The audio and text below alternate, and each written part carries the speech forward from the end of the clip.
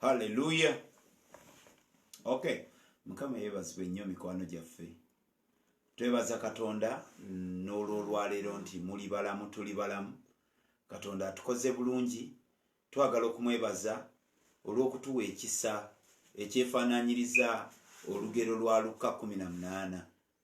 Omukazi nnamwandu eyeetayirira omulamuzi. Bayibuli egamba nti bw'atyo ne Katonda bw'anaakola eri abo abamukowoola emisana n'ekiro. So twagala okubeebaza mu abagoberera, abalayikinga, abasheyalinga, abakola buli kintu kyonna nga kivaayo bulungi. So Mukama abawe nnyo nnyini ddala omukisa. Tuli ku subject oba ku ssomo ery'Omwoyo Omutukuvu ng'era tuli ku kanyomero akoogera ku bubonero obw'Omwoyo Omutukuvu. Twayogera akabonero k'Omwoyo Omutukuvu ng'ejjuba, ne twogera akabonero k'Omwoyo Omutukuvu ng'amazzi, era olwaleero Musumba twagala twogere akabonero k'Omwoyo Omutukuvu nga oyiro. Okay. Then akalala tujja kutunula akabonero k'Omwoyo Omutukuvu nga empewo, tujja kutunula akabonero k'Omwoyo Omutukuvu ng'omuliro, tutunulire akabonero k'Omwoyo Omutukuvu ng'ekitangaala, then tutunulire akabonero k'Omwoyo Omutukuvu nga akabonero nga siiru. Okay. As a siiru nga kabonero. Okay. Mukama abawe nnyo nnyini ddala tukwaniriza kulikayo ku mutimbagano gye tukulengeddeko emisana. Mbadde ku mutimbagano. Kirala twagala kwebaza abantu abalina ssente zaabwe ze bawaayo ate ne muffe abatera okuva mu budde buno ate nga temutebo twagibawa temuli balungi.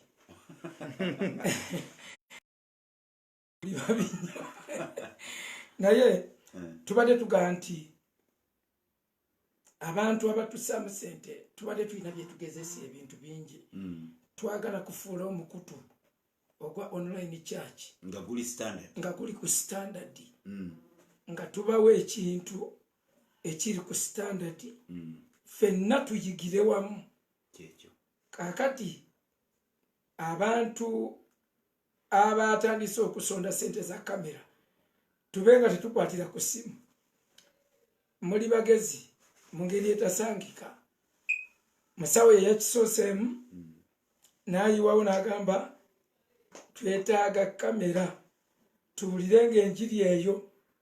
Kama ye yamukutteko, tetwamusabye bwa naye bw'abaawo akiwulira ng'oyongereza okwo kamera nno gye twagala ya miliyoni 10 ng'oba ogirina. Ziba 10 nga kuliko ne shipping. Ayinza okujja nayo. Okay. Nga yes ship naye ye ategedde ntuba bijagala. Ffe tubulwayo kye tusobola. Ate tubulu. Olina akuweza kamera. The shipping nekulema okuleeta. Tomanga gwe basige engatto namuga akasitokisi. Sina akasitokisi. So, we thank God. Anyway, tugende mu kusoma. We are talking about the Holy Spirit. In theological colleges, we call this subject pneumatology. Essomo lino liba liyitibwa essomo ly'Omwoyo Omutukuvu. Pneuma meaning spirit. Ekigambo ekyo ekisooka pneuma kitegeeza omwoyo. Then loge means study. Olwo ekiddako ekyo ekyokubiri. So the study about the Holy Spirit tuba ku ssomo ly'Omwoyo Omutukuvu is called pneumatology. Eriyitibwa ekigambo ekyo pneumatology. Ndowooza kansa awo aba yatuuse dda ku by'okusoma tomulaba. Ssennyonjo Samuel tukwaniriza nnyo. Okay. So twayogera ku signs of the Holy Spirit. Obubonero bw'Omwoyo Omutukuvu twabwogerako. And we talked much about the dove. Ne twogera bingi ku jjuba. We talked much about water. Amazzi nago ne googerwako. Now we want to talk about oil. Katwagala twogere ku oyiro. Oil as a sign of the Holy Spirit. Ng'akabonero k'Omwoyo Omutukuvu. As a symbol of the Holy Spirit. Ng'akabonero akakikidde Omwoyo Omutukuvu. All the characteristics of the Holy Spirit. Nti embala y'Omwoyo Omutukuvu. All of the characteristics of the Holy Spirit. Embala ezikola Omwoyo Omutukuvu zonna. Are fully fledged in the complete set of his symbols. zisangibwa mu bubonero buno. You can find his personality Osobola okusanga obwobuntu bwe if you strictly think and study comprehensively about these symbols. senga omala ne weewaayo ng'ogenderedde n'osoma mu buwanvu n'obugazi bw'okusoma okwo osobola okusanga ebintu bino eby'omwoyo omutukuvu nga So there are some attributes of the Holy Spirit we got from the dove. waliwo ze twalaba embala z'omwoyo omutukuvu ze twayigira ku jjuba. There are those we got from water. Waliwo ezo ze twayigira ku mazzi. And there are some which we are going to learn from oil. Era mulimu n'endala ze tugenda olwaleero okuyigira ku oyiro. Okay. Ekigambo kya oyiro mu Luganda. Oyiro.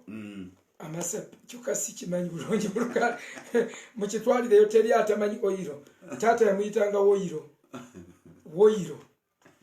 Yokaana ekisooka essula ya 2 line ya 27. 1 John 2:27. Tuli mu bbaluwa. Mu bbaluwa eya Yokaana esooka essula ya 2 olunyiriri lwa 27. Mu Luzungu.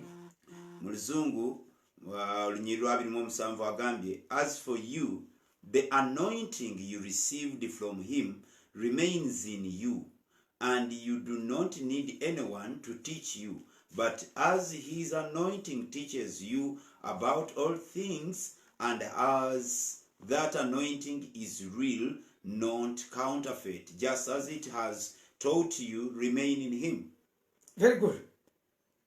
Mu Luganda mumwe namumwe okufukibwako amafuta kwe mwaweebwa yo okubeera mumwe, so temwetaaga muntu yenna okubayigirizanga, naye ng'okufukako okwo okw'amafuta kwe kubayigiriza mu bigambo byonna era kwa mazima so si bulimba, era nga bwe kwabayigiriza mubeerenga mu ye. Kakati olw'olunyiriri olw'oluzungu lujja bulungi, musumba ddamu ko mu luzungu katono. Mu luzungu katono agambye bw'ati, as for you, the anointing you received from him remains in you. The anointing you received from him, who? The Holy Spirit. From Jesus. From Jesus. Okay? Remains in you. Remains in you. And you do not need anyone to teach you. But as his anointing teaches you about all things, there is an anointing, a certain anointing that is supposed to be a teaching anointing. Okay. About all things, as that anointing is real, not counterfeit, just as it has taught you, remain in him. Kakati awo musumba ayogedde ebigambo. You received an anointing from him. Which anointing? The teaching anointing. The anointing that will teach you everything, whereby you will not need anyone to teach you anything, as long as you have got this anointing. Nagamba, this anointing is not counterfeit. Kati obugambo bwetaaga okutunulako. When he talks about the anointing which is not counterfeit, amafuta agatali ga kichupuli, it means he's aware of the counterfeit anointing. Kitegeeza amanyi okumanya nti waliwo n'ag'ekichupuli. So before closing this sermon, we shall have given you the counterfeit anointing. Nga tetunnawunzika tujja kuba tukuwadde amatuufu n'ag'ekichupuli. Kati amafuta amatuufu gano agambye agatali mu counterfeit, agatali ga kichupuli, gano go tebasobola gacupula, agatachupulibwa, ge gano ge batufukako, ge yatuwa omusomesa agenda okutusomesa. Agaye, this anointing will teach us everything. Kati duka mu Yokaana 16. Yokaana mbanji ali mu bbaluwa oba mu Yokaana enjiri. Yokaana enjiri. John chapter 16 verse 13. Oh, Yokaana 16 olunyiriri lwa 13 ayogedde bw'ati nti, but when he, the Spirit of truth, comes, He will guide you into all truth. He will not speak on his own. He will speak only what he hears, and he will tell you what is yet to come. He will teach you. He will guide you.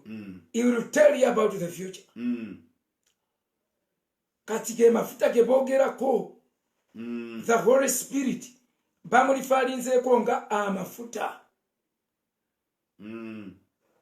Era Yesu yagamba bwati, the Spirit of the Lord is upon me. Chazako, anointing. Omwoyo wa Mukama ali kunze anfuseeko amafuta. Nayogera emirimu 12. Ensonga lwaki amufuseeko amafuta. Anfuseeko amafuta okukola emirimu emingi. N'agyogera n'agamba okubuulira abawombeefu ebigambo ebirungi, okutendera abanyago okuteebwa, okuggulawo amakomera bonna abasibiddwa mu makomera, okubawa okusanyuka abanakuwalidde mu Sayuuni, okubawa amafuta mu kifo ky'evvu, okutuukiriza okuyitibwa kwabwe. Kwegamba ayogera emirimu awo 12. That is Isaiah chapter 61. Awe wali question yegamba, why God anoints leaders? Nti lwaki Katonda afuka amafuta ku bakulembeze? Abafukako amafuta lwa nsonga ezo 12. Era bw'onoosoma ojja kuziraba. Omwana katuwe wano Maxwell Bible. Okay. Ojja kulaba emirimu egyo egiteereddwawo. Emirimu nga 12.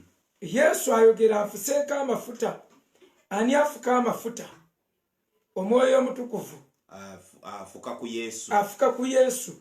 Amafuta. Kakati omwoyo omutukuvu wetumujjula, bwe bamala okumujjula mu kisenge kya waggulu, ate tutandika okulaba mu kkubo. Pawulo bwe yajjula omwoyo omutukuvu ng'ate yajjula. Ati Pawulo mu kisenge kya waggulu. Peetero bwe yajjula omwoyo omutukuvu ng'ate ye mu kisenge kya waggulu yaliyo n'afuna. Ate saawoka ne Pawulo era bw'omulaba awo bwe yajjula omwoyo omutukuvu n'agamba akawala kali mu Bikolwa by'Abatume 16. Bikolwa by'Abatume 16. N'akalangira n'akagobako n'omuzimu n'akalibyukinga ng'ajjudde omwoyo omutukuvu. Bayibuli egamba Pawulo bwe yajjula era omwoyo omutukuvu. Kakati akusomesa okubaddewo okugamba bwe kuti nti tujjula emirundi mingi. Taggululaawo. Ekyo si kituufu. The Holy Spirit bw'omala omufuna aliriizinga obusobozi, abilities, afuka amafuta. Kakati ekyo kye bayise okufuka amafuta aliriizinga obusobozi okukola ekyo ekiba eddimu eriri awo. Kubanga ndabye wali olwo ngenze nze mu Samusoni ekyabalamuzi, empologoma emwe ŋŋanze. Bayibuli egamba najjula omwoyo omutukuvu n'alyoka ayuza empologoma ng'ayuza omwana gw'embuzi. Kakati si lwakuba nti luli oba wafunako katini nti akacupa keetaaga okujjula, kubanga tubadde nga tuyigiriza nti kali mu ttengetenge nti bajjuzeewo. But the fact is the Holy Spirit reacts and releases ability for you to do something that has been put before you. The Bible sometimes call it a race. It gives you the ability to run the race that has been put before you. But that ability, that special ability, agaba kibayita enablement, that divine enablement. We don't have any local name we can give it apart from calling it being filled. Bigambo bye babituweddeko. Enzivunula zonna bwe baafunanga amaanyi agakola ekintu ne bagamba bannange, the guy has been anointed in this service. Era tumanyi nga the service has been Unanointed service. Unanointed service ekyo kyekituufu. Naye bwe tugamba nti today the pastor has been filled with the Holy Spirit. Oba omulabisa nti bulijjo mwere. Bulijjo atuvuga ku kimotoka kikalu ku lukalabaya. Atuvugira ku kipiira. Lero lwajjudde. Otyo leero lwajjudde. Omwoyo Omutukuvu tumufuna. Naye akola n'reactinga n'afuka obusobozi obw'emirundi ebiri from within you. Manyi obw'emirundi okumu ebiri esatu ena. Afuseeko amafuta kulya bawombefu ebigambo ebirungi, kubuulira, to preach, okutendera abanyago okuteebwa, okugulawo amakomera yabo n'abasibiddwa amakomera, okulanga omwaka gwa Mukama ogw'okukkirizibwamu, okulanga omwaka gwa Mukama ogw'okuwalanirwako eggwanga. Afuseeko amafuta ag'okusanyuka, the anointing of joy. Kati aga amafuta Katonda ebyo byonna abiwa ekitiibwa. Kati osanga abafukiddwako ag'okusomesa nga bajerega abafukiddwako ag'okuteeta okusanyuka abanakuwalidde mu Sayuuni ng'ate gonna Yesu yagalina. Kati gwe n'ojerega mu kuya ebintu bye bya oyo kazanyirizi nja kugendako mu ggulu ng'oli mu byakusaaga. Nze nakaaba ebyange ne biggwayo, nakaaba amaziga ne gaggwayo, born to suffer, nabikaaba mpaka obukompe bwe bwakalira n'ensigalira ssanyu. Akati Katonda nze ne bantuma okujja ewammwe okubika. Bw'oba togendedde oyinza okuseka nga togenderedde nga goli mu kubika, nze nga mbika byange.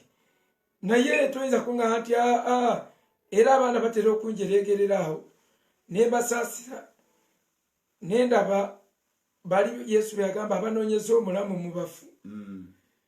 Twakusibwamu amalula ngeri y'okujerekayo nga bagamba gwe bagamba nze kati bo gye babeera anti nange neewunya oli mulokole atoweza twakusibwamu amalula. Kakati ekyo kyokka oba olowooza onjereka naye oba weerabisa. Kakati kyekizibu ennyo abantu okurespectinga amafuta ag'ebiti ebyenjawulo. Kati waliwo gwe baateekako amafuta okulangirira olunaku lwa Mukama olw'okuwalanirwamu eggwanga, nnaku olw'omusango, nnaku olw'obusungu. Bo buli kintu bakirabamu. Katonda agenda tutema.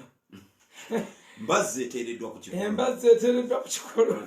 Tema buli muti ogutabalabi. Buli ekibaawo kyonna. COVID enkomerero eba etuuse. Bw'abaawo essanyu enkomerero eba etuuse. Bwe muba mukola embaga yammwe nga muli mu kujaguzaga bali babawasa. Bali bawayira. Abasanga mulina ke mwenywera nga bali babaga nti mirembe. Ababuzaako we mutuula. So ate nga nze ne bwe mbambuulira ku mufu ne nannyini mufu asobola okusanyuka. Ayinza okubwatuka. Asobola okutulika n'aseka ng'ate mbadde serious. Kati ago mafuta gali inevitable. Kati ate ne wabaawo abalala abafukibwako amafuta ge bagamba okubawa okusiigibwako amafuta ate mu kifo ky'evvu. Ojja tulaba mu Isaaya 61. Beautiful ashes. Okusiigibwako amafuta mu kifo ky'evvu. Ne beautiful ashes no sinamanya bulungi nkyakikebera naye ndaba ng'ekyalina okukola mu collection yawo. Agenda kubawa amafuta mu kifo ky'evvu. Abajjako evvu n'abasiiga amafuta. N'aleeta n'omulimu omulala okurestoringa beauty unto those who have lost it. But of course wobeerera mu vvu kanti twale literally nti olususu lwonna luyebye osusumbuka bususumbusi nga wenna ovaako okuumuuka. Otya wa beautiful ashes kukyawo. Wewabaawo ekyokolektinga. Emirimu gyonna giikyo. Wewabaawo ekyokolektinga. Ale siyinza kwekubirira kwani anankyawa. Otyo bamenya emirimu. Ne bagamba ye lwaki tusoma Bayibuli bweri. Tusomewo. Isaaya. Isaaya 61. Isaaya nkaaga mu emu. Bwe tumala okutematema nja kukuta ofubutuke. Isaaya nkaaga mu emu. Isaaya nkaaga mu emu olunyiri olusooka agambye bw'ati, the spirit of the sovereign Lord is on me. Because the Lord has anointed me to preach the good news to the poor. Mukama Katonda mfuseka amafuta ekisooka okubuulira amawulire amalungi eri omwavu. He has sent me to build up the broken-hearted. Antumye okuyunga emitima egimenyese. To proclaim freedom for the captives. Okulangirira eddembe eri abawambe. And release from darkness for the prisoners. Okuta abasibiddwa mu makomera. To proclaim the year of the Lord's favor. Okulangirira omwaka gwa Mukama ogw'okukkirizibwamu. And the day of vengeance of our God.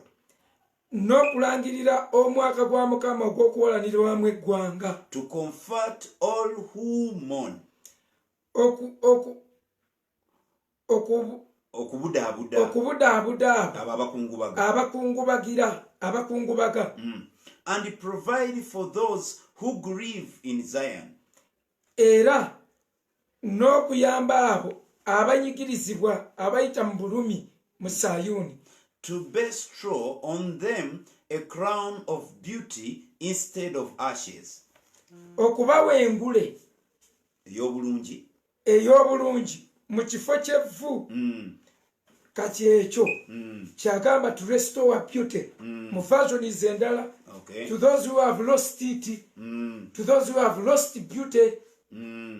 Awo tewali ashes. Waliwo ashes mwekyo mwogwa mulimu. Okay, katuluddemu nga bwe luli. To bestow on them a crown of beauty instead of ashes. To restore to them a crown of beauty instead of ashes. Osomera kumekolo. Olunyiriri nsomerwa kusatu wansi gye lusembera. Kulokusatu wansi gye lusembera. Actually olokusatu wakati kati awo. To give them beauty for ashes.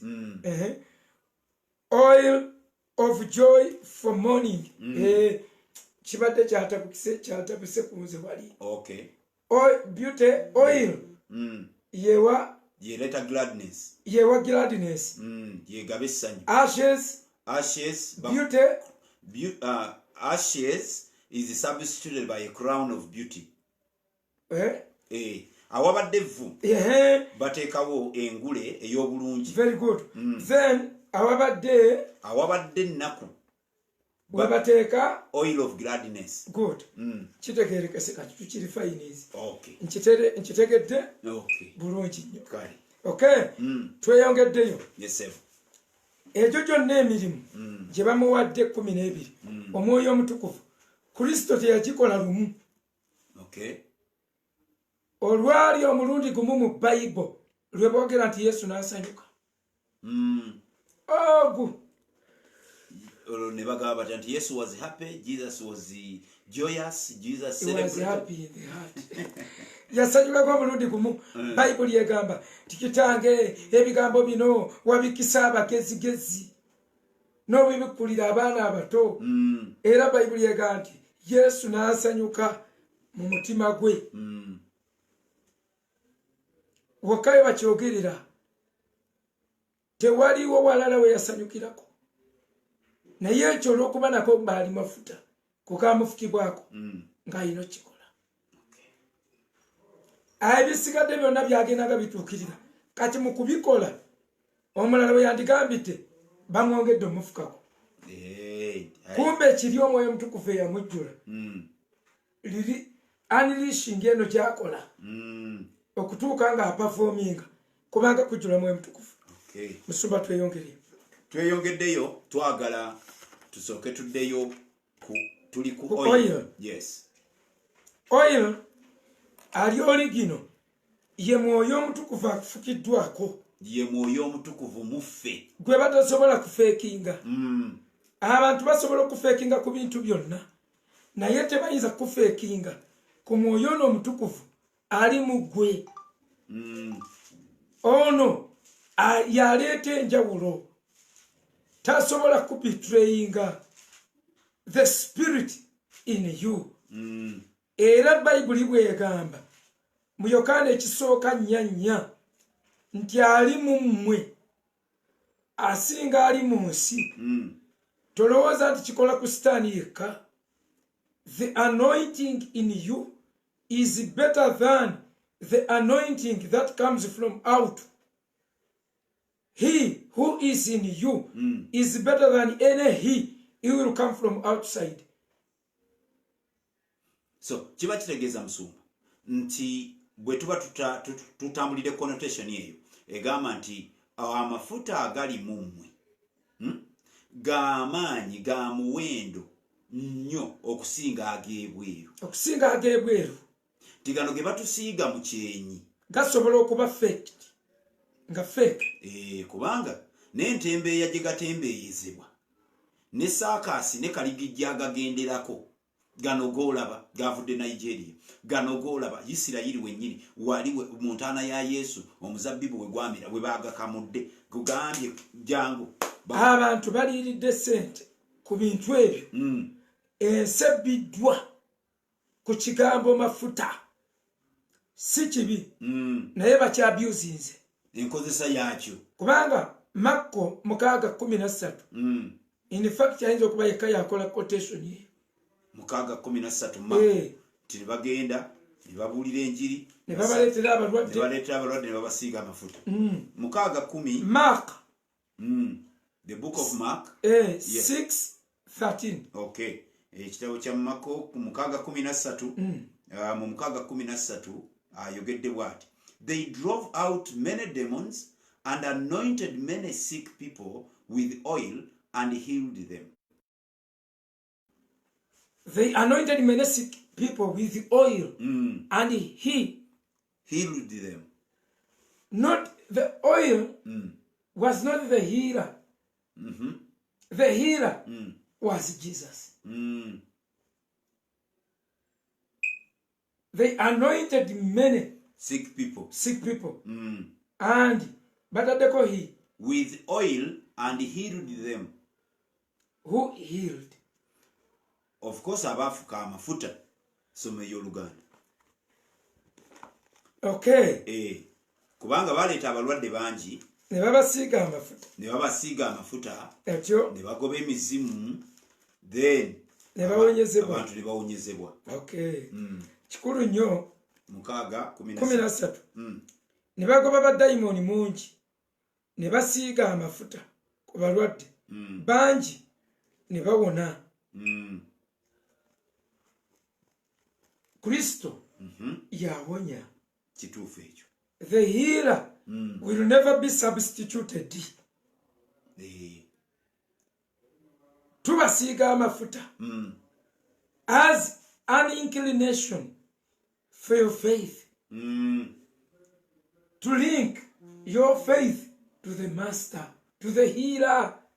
Kwegamba nti already bw'omala okufuna omwoyo mugwe mulimu amafuta sagana gayita kigera, mulimu amafuta agali mugwe omwoyo omutukuvu mugwe mafuta agasobolera ddala okoperatinga naye olw'okuba tutambula ng'abantu abatalina kukkiriza oba abaddirira mu kukkiriza buli wabeerawo saavisi ng'eyo ne wabeerawo okusiigibwa amafuta kubanga ne gye bagasiiga nayo wakulu ne wabeerawo okusiigibwa amafuta nti mu saavisi eyo okukkiriza kw'abantu kuyamba nti amafuta gano ge babasiiga ngambe nti ati gagolokosa gafuna inclination gayimusa okukkiriza okubadde okutono okuli mugwe because we are physical people, tuli bantu ab'omubiri, we are carnal, tuli bantu abalina endowooza, we are weak vessels. ebibya ebinafu eby'eggumba. Sometimes we think about ourselves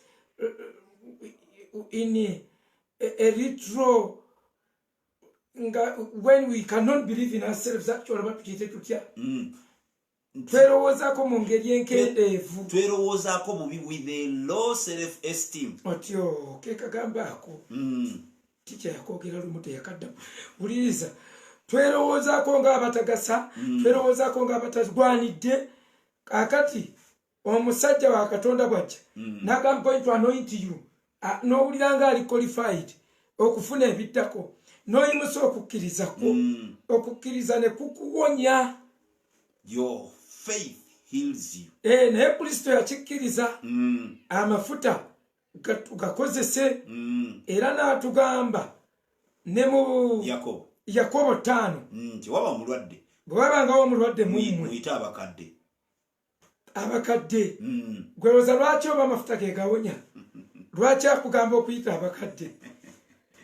abakadde babeeko ebigambo bye bagenda okwogera after that ebigambo ebizaamu amaanyi ebigambo ebiyimusa ebigenda okugatta bridge between the anointing and the healer. Okay. Kyekimugambisa mugende eri abakadde kati abamu temwabimanya nga mulowooza the anointing heals ne mudduka ne mwegulira amacupa. Leero wali abakazi buli omu alina akacupa mu nsawo nomuyiwa mu poloti. Juzi waliwo gye bampita bakatuliki ngenda tusaba tukolaki service mba natero giwunzika ne bagajjayo nga balina ecupa zaabwe. Musumba tomaliriza nga totusiizeeko tusiigeko togenda nga totusiize. Okay. Kakati ekyo kitegeeza ki amafuta sige gawonya ensonga Katonda buli kintu kye yayogera alina ensonga bw'akugamba nti mugende eri abakadde wabaawo ebigambo abakadde bye bagenda okwogera naawe nga bye birimu obulamu nga naye amafuta gano gwe ge gagenda okukukolera inclination kubanga twazaalibwa mu mikolo awatali mikolo tutegeera kitono. Mikolo gituyambako okugattawo gituyambako era obulokozi ng'oyagala buggwewo buteeke mu spiritual world yokka tuleme kutegeera mukolo nagumu dira Easter kikuba emiggo gijemu odire Christmas kikuba emiggo bijemu tuleke mu lockdown ey'okristaayo nga tetuyinaamu celebration n'emu. Obulokole buba butulemye kubanga luno olunyiri lwe tulimu lwa Isaaka. Ani yazalibwa ne Isimayiri bamuyita Isimayiri Isaaka yoyo tuli mu lulyo lwa Isaaka. Isaaka lwe bamuzaala mbaga lwe bamutuuma erinnya mbaga lwe bamukomola mbaga agenda okuva ku mabeere mbaga. Tuli mu lulyo olw'embaga olwa celebrations ezitakoma. Kakati abali mu lwa Isimayiri tewali ya celebratinga. Kakati mwe muddeeyo mugende mu lwa Isimayiri tewaliyo celebrations tewaba kyakusanyukira tewali alibange entulege mu bantu ng'alwala buli kwasanze naye nabo bali mukuba ye Lubereberye 16 12 naye ate mu 17 ono omwana wa celebrations. Okay. Kati emikolo egyo gituyamba gituyunga giyimusa okukkiriza kwaffe ne tukwata ku kintu kye tutalabako. Kati Kristo ayina emikolo gye yalekawo egy'okungulu gitubeerera akabaliro ak'okungulu ng'abantu ab'okungulu abatambulira mu up form. Leero oli w'amaanyi nnyo enkya oli munafu. Kwegamba y'ensonga lwaki Musumba mu mugendo gw'ekipentekooti wabaddengawo ebintu bino wammanga ti omuntu n'akwata ekkooti ye n'agiwuuba abantu ne bagwa eri. Kati obuzibu obuli awo bwetaaga okutaggulula kyekirowoozo ky'evangelisiti alabye omusajja wa Katonda ng'awuuba ekkooti naye n'agiwuuba ng'obwongo bumugamba amaanyi gali mu kkooti oba amaanyi gali mu kugyeyambula n'ogiwuuba. Actually olunaku olumu omu yagyeyambula n'agiwuuba yali ne peesa lya kyuma ne likuba omuntu eriiso ne litirika omusaayi naye ng'ate intention yabadde yakutambuza mwoyo yabadde yakutambuza maanyi ga Katonda. Kati ng'awo weetaaga okugattulula okubeera nti Katonda taddira mafuta tegali mu lugoye naye olw'okuba nti for the instruction waliwo olumu lwaluŋŋamya. Tolaba oli ye yawuuba ekikubi kye ekya $1 ne kigwa mu bantu nga ga receive omwana we yakikwata n'akikuba ensawo. I have received it. pastor amala akiyigga akirangirira bannange mbadde mpuba bwe nti ekkooti muvuddemu ekikumi kyange ekya $1 naye akifunye kireete omwana n'afuluma bufulumi omwana n'abuuza mba nzibye bwawe gw'omugamba pastor yagaye receive sikikuwa musumba so musumba gatululamu awo waliwo akati abagaawo okulowooza era bwe wava enjigiriza n'emirandira mingi giri awo omunagiro omanyi oli asudde omunagiro gw'Eriya gugudde ku Erisa agukozesa agukuba amazzi gugulawo ekkubo kwegamba abantu ne balowooza nti amafuta ga Katonda gali mu lugoye amafuta ga Katonda gali mu muggo amafuta ga Katonda gali mu kintu okuva Kristo lwe yazuukira mu bafu okuva Kristo in fact katubale lwe yazuukira tutandikiraawo tewaddawo kintu kyonna kiva bweru kiyina bulamu bwe kisobola kuwa muntu tewaddangawo kintu kyonna kiva bweru kiwa bulamu muntu. Let it be anointing oil. Let it be emikono gy'abasumba byonna tewali kiwabulamu. Naye alina bye yatukkiriza mbu bwe tunaaba nga tutaddeko emikono ku bantu ng'akitukolera lwa kisa but we respect. Nze mmanyi okukwata ssente nempa mutabani wange omukulu. He's a small guy. Naye bano oluusi bajja ne bamuyita ka Victor. Kati ne sirwana bulwanyi nabo. Nensalawo ono mmuteekeko empowerment mu empowering. Kati mugamba give according to your will. Distribute. Give out. Kati eyamuvumye n'amuwa akatini. Eyamutadde abadde amuwa respect n'amuwa ekinene. Ono akaana kundagala bakampadde nga mugagenda weebuze lwaki akuwadde katono. Oguddako Baba Victor bamanyi yagaba. Ekyo kyenkola si lwakuba nti bibye tamanyi na kyembijje. Naye mu empowering. So when God wanted his men to be respected, he gave them a responsibility to share with the people. Nti ngenda kujja njogere naawe mu kibiina abantu basobole okurespectinga. Very good. Very good. Kati church we miss a mark. Katonda baganti genda oteeke emikono ku mulwadde ajja kuwona. Katonda ab'omukono gwe tebagusibye plaster tebamuwanise mulago nti Katonda yazimbye omukono oba yafunye ekigalanga. Naye abakuwadde opportunity okukkirizibwa. He is introducing you. He is introducing you to people such that batandika okuwa respect. Deserve to be a vessel that is worthy of the master's use. Chovola Bible yatugamba abasumba temwefuula abaami. Don't be lords over them. Because the chief shepherd is coming and will give accountability. That is 1 Peter chapter 5. Omusumba omukulu bw'alijja. Yes. Temwefuula abaami ab'ebyo bye mwateresebwa. Mukama bwe nsabira omulwadde omuzimu ne gumuvaako tewali kinzimbya.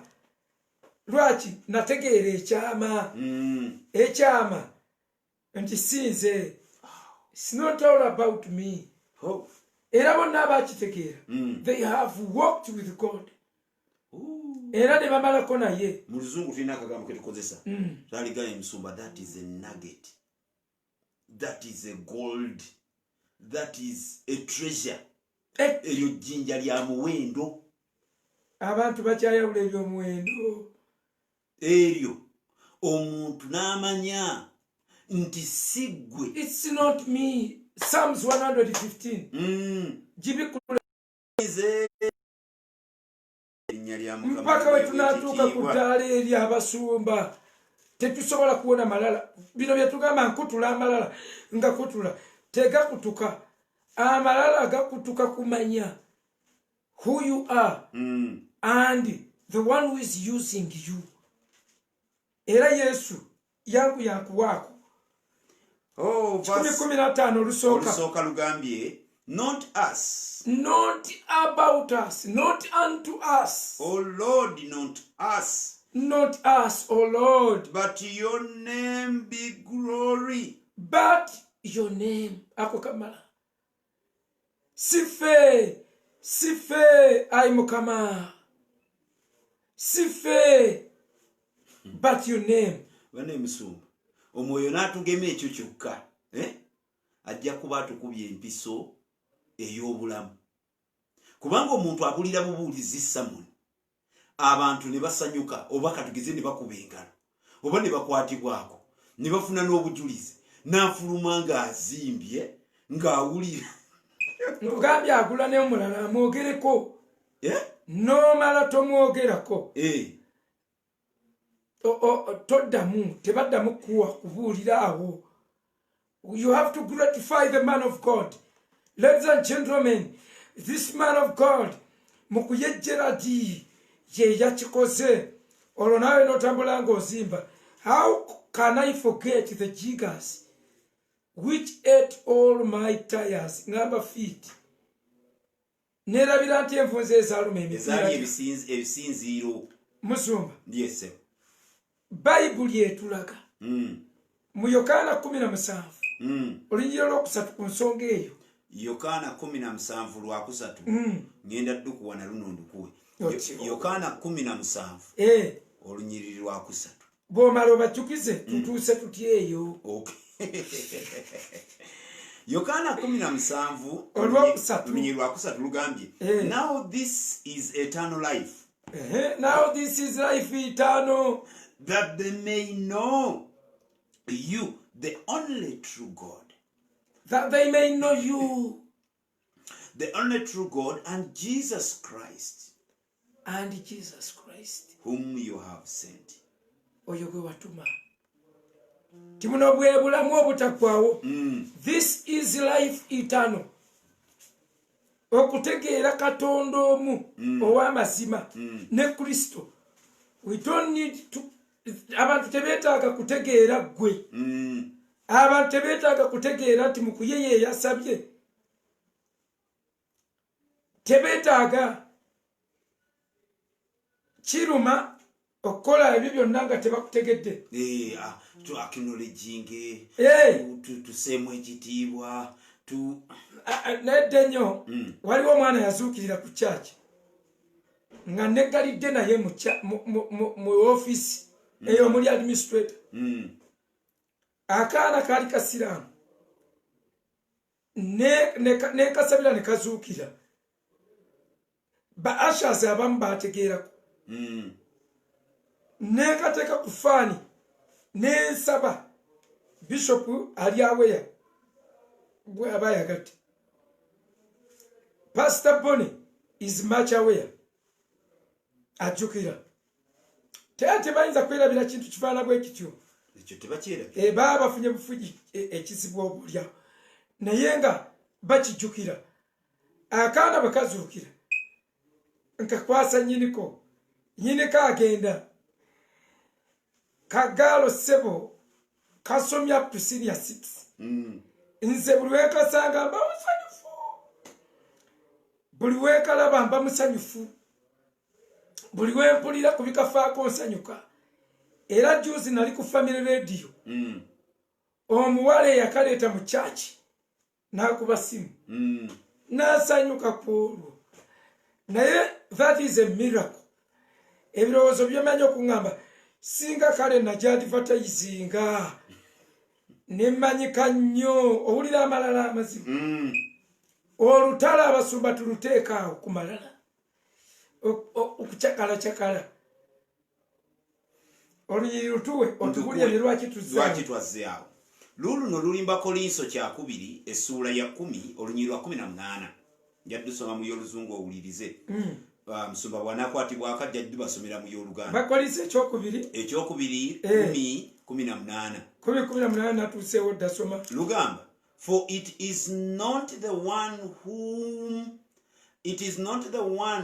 who commends himself who is approved, but the one whom the Lord commends. Kubanga eyetendereza yekka si yasiimibwa wabula Mukama waffe gwatendereza. Babuulire gye tugenze ekituleese abooluganda ekituleese tuli ku Mwoyo Omutukuvu nga tugamba nti Omwoyo Omutukuvu asobola okusalawo bw'anaatambula. Katugeze n'agamba teekako emikono ku bantu, oba n'agamba siiga amafuta, oba n'agamba ti musiimuule mu feesi. Mu instructions ezo nga bw'azigaba ekitiibwa tuleme kiteeka ku bikozesebwa, tusigale nga tumanyi nti amafuta gaagali mu ffe ge gakola, so si ffe wabula ye akolera mu ffe. N'olwekyo tusigale nga tuli beetowaze, nga tuli bakkakkamu, nga tuli bateefu, nga Eva twogera ekigambo Yokaana kye yayogera ng'agamba nti nze kiŋŋwanira okkendeera ye alyoka agulumizibwe. Ekyo singa tunakikwata tugenda kuweereza abavubuka mukwata ekyo mugenda kuweereza. The axe, the pang, n'embazzi n'ejjambiya n'ennajjolo, they don't share the glory of the user, tebagaba na kitiibwa ky'oyo azikozesa, but they share the love. naye zigaba na mukwano ogwo. Omusajja aba ayagala ejjambiya ye era agiwagala era agikuuta era tayagala muntu agizanyirako. Eyo yembazzi. Tuli bikozesebwa. Kati tukakane. Let him have his way. Let him tumugulirewo churches. Twegulewo have your way in me. Have your way. Bw'aba takozesi musango si gwe. Kyovola abamweraliikirira n'ogambwe naasabira omulwadde n'atawona.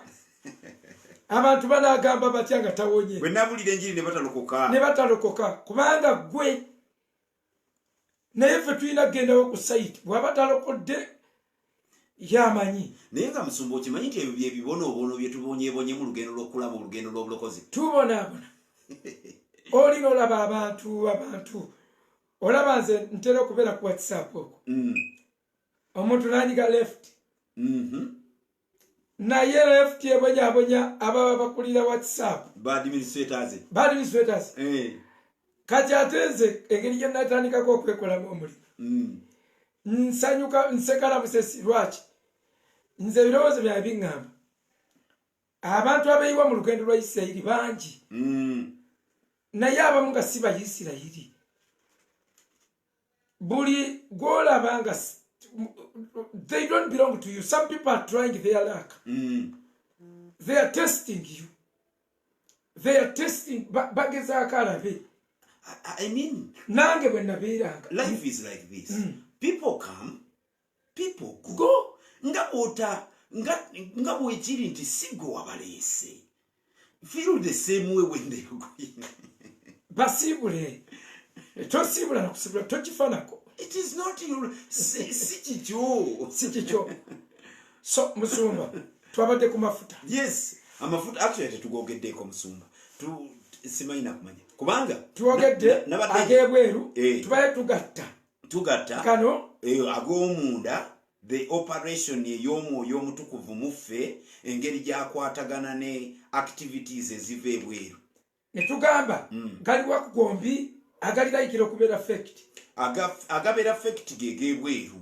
Gano tebaga faking. Ag'omunda go tebaga fakinga. Gana amafuta ageebweru mulimu agali fake. Ageebweru gagali fake ge mangi. Amafuta agali fake nga musumba bwagambye ge gasinga obungi.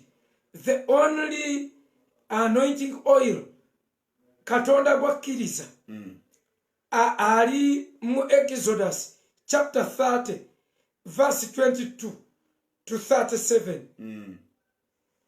Amafuta ago bagakozesanga ebirungo bitano. Mal, cinnamon, calamansi, okeni, cassia, olive oil. Ebirungo bitano. Ebirungo bitano ebyakolanga amafuta agakozesebwanga naddala mu kwawula bakabona.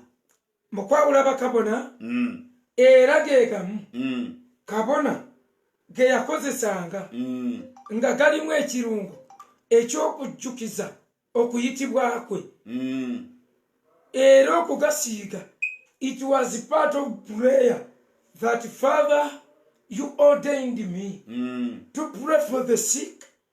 You ordained me. So when I place my hands upon them, don't disappoint me. Confirm my ordination. Ge mafuta gali era ekyagateekesamu ebirungo gegamu gegakolanga ne kubalwadde. Kati ebirungo bino ekimu ku byo bakiyita olive oil. Kati ate mmwe mukozesaako ekirungo kimu.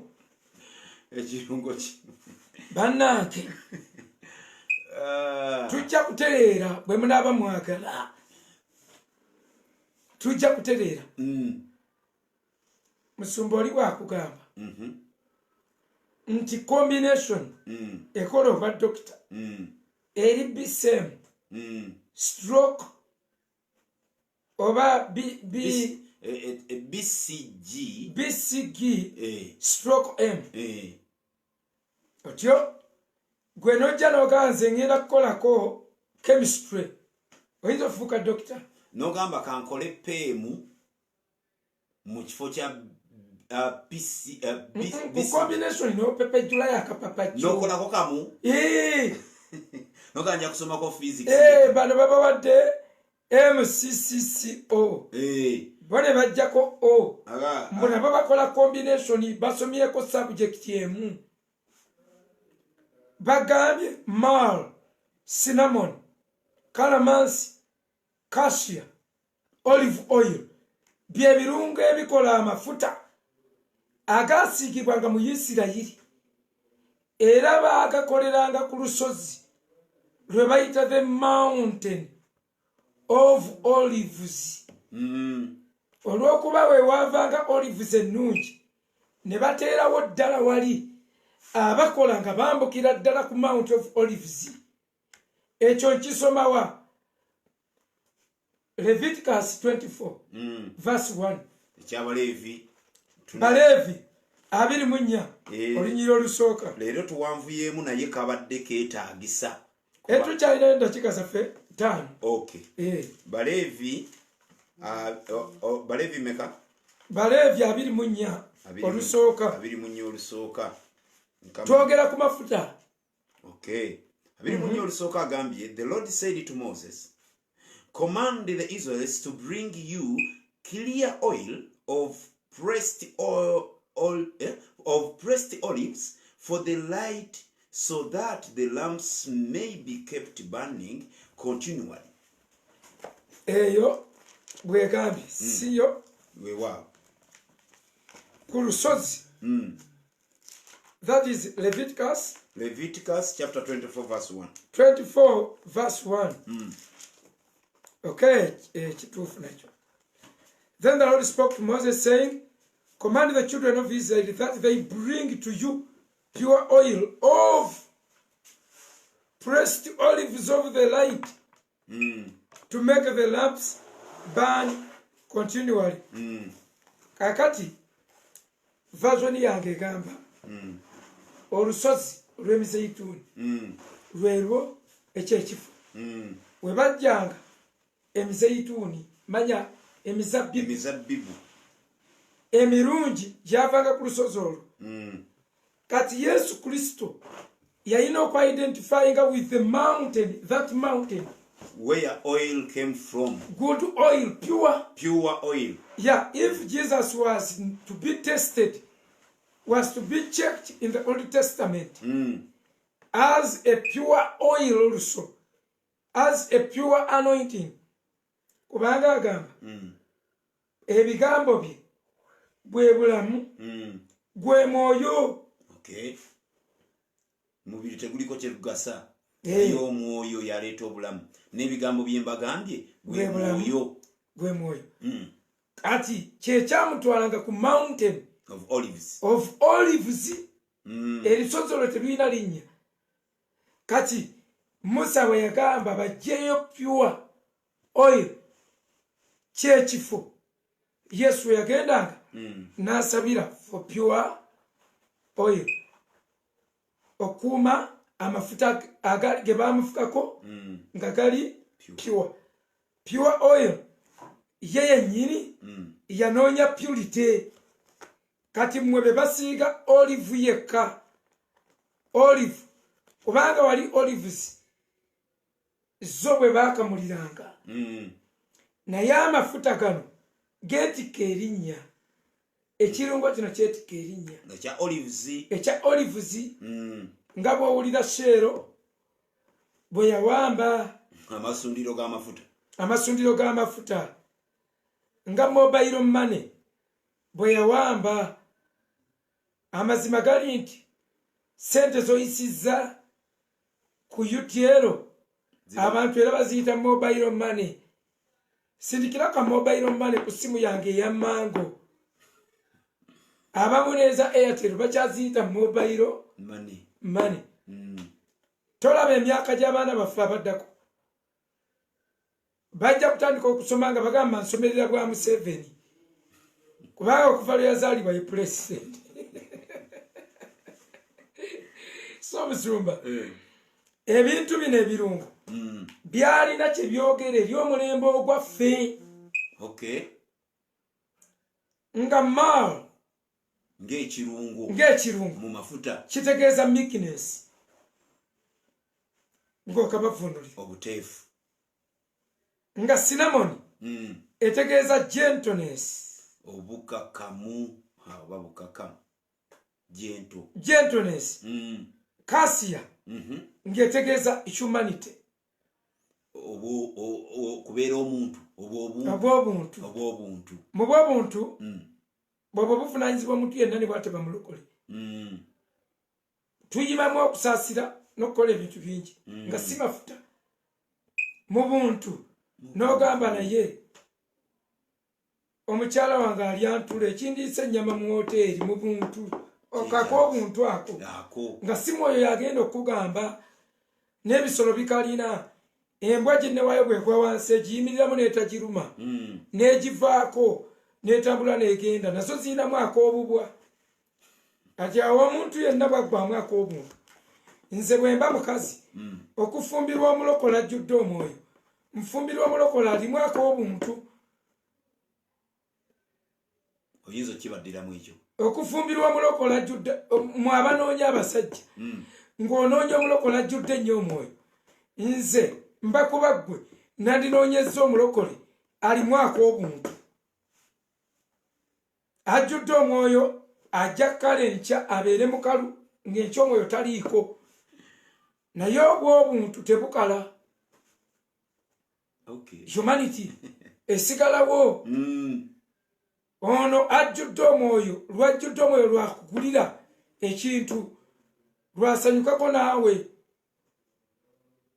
Naye obw'obuntu ne bw'aba mukalu akola ebintu ebimugwanidde okukola ng'omuntu. Ate ne bwajjula omwoyo ne kiyitirira. Okay, so mikwano gyaffe tujja kutandikira awo. Amafuta gabadde abused ebbanga ddene, kirabo ky'amaanyi, kintu kirungi, mukolo munene ogw'okusiiga amafuta, naye mugabyuzinze. Abalala waliwo yagasiiga kwanda weyazabba omwami yali akola safari kololo yadda kabakuboye emiggo yagasiga kam anointing oil andawaya zonna ne zijjula oil omusajja yakola safari najja nagamba mpa ndawaya zange mpa yangu wangenda ozijjayo nga oil namuga ssebo nyabo waleesa ono ssebo kumpi waleesa omusajja mu nju yange n'omusooka omwambaza ndawaya zange nemugenda mu maaso n'emikolo namukuba yaleka amukubi ani gwe bakuba mulokole ani amukuba si mulokole nze Musumba nali wakulokoka 97 naye kyannemesa okulokoka gaali mafuta gatya twalina musomesa tusomesa mathematics P7 ng'asomesa bulungi mulokole atukwata atutwala atugamba mujje mumperekereko gye nsabira olwokuba yatusomesanga bulungi tatukuba miggo yatwagazisa subject ne tugiperforminga bulungi ne tugenda lumu tumuwerekere bwe tugenda atututtewa yatutwala wa nabbi Ezira ku lw'ebusaabala ndikutta madda nga tuyingira siri mulokole tutudde nga nabbi wajja ng'ayita waati ng'abantu chakaje teberi waggulu eri ng'agiwalampa ng'atuulayo bw'atuula tuwuliriza ng'abagamba abazze n'obucupa bwammwe muleete mbateeremu amafuta ng'ampuliriza ng'agamba nti amafuta gano ti bw'oba n'omuntu katugezaawo akakukola obubi ogira osobola omuyirako mu beseni osobola okuyiwako mu nva tuteekamu ettondo limbweriti taliddamu kukola bubi omutima gwange ne neebuuza bino byawukanira wa n'eddogo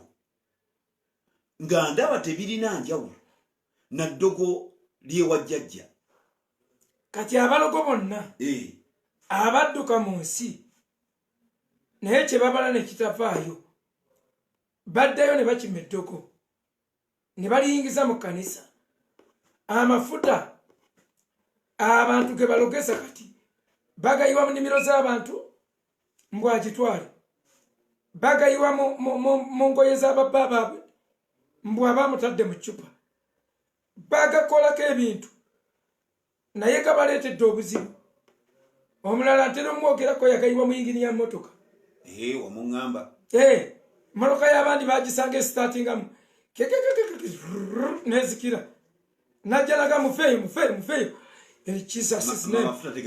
rabashakatararabavaayo tegalimwa ne bamuleka yasumulula kisaanikira kya yingini n'ayiwamu bagenda okukuba nga ku luno esirikidde ddala baga oyiyeemu kireka tulabe bagenda okukebera kukacupa oyiro kyono ne bayita makaniko no oyiro omumanyi tya oyiro simumanyize ene emmotoka ekozesa nation ye oyiro gwekozesa onayiyeemu oyiro ki komulokole olive oyiro byebiki koye mbwaga amafuta getusiiga abalwadde bonna ne basumulula emisimu ogubadde gugikutte mulijala ne bakuba mulokole emigere mulokole ne bamwozesa yingini abeewabwe ne basonda sente nayoza yingini. But that is how far we have reached in abusing the oil, the anointing oil. Omulala Musumba akamula butunda kino ekyuma ekisakula obutunda obwesera wali ekyetoloola buli bwe yabutululanga natulamu amafuta n'agenda agatulamu kutufuta bwe yamala okutula ne wabaawo amulengera mulokolo yeki mu butunda bwaffe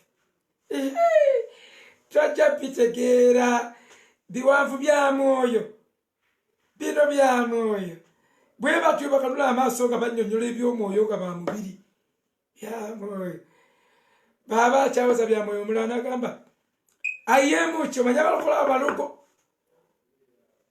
agenda okulaba nti leka tulabe byoyiyemu naye ka tulabe ebyomwoyo byoyiyemu n'alaga amafuta ebiki bino bagenda okukeberanga bikwafukwafu bannange bannenze ebintu ebyo biki byoyiyemu butto nedda si butto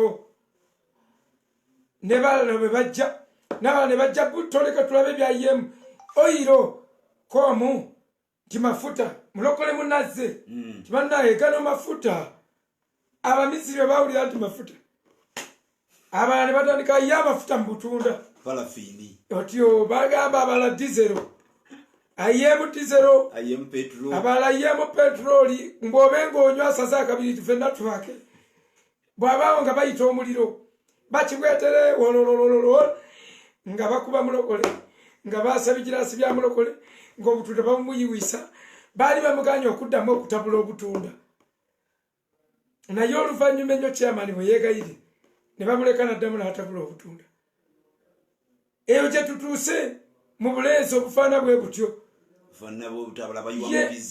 abakazi mugasiiga mu bitundu byammwe abamu mutwala bannabbi ne babasiigayo mbu akugjako basingo akutulako ekikomera bukyazimba eyo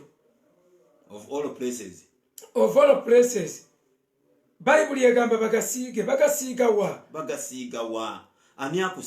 ani akusiiga so be careful tubaye twogera ku mwoyo mutukuvu ng'amafuta ebirungo byonna ebyalinga mu mafuta ago tubifuna bwe tuyingiza omwoyo mutukuvu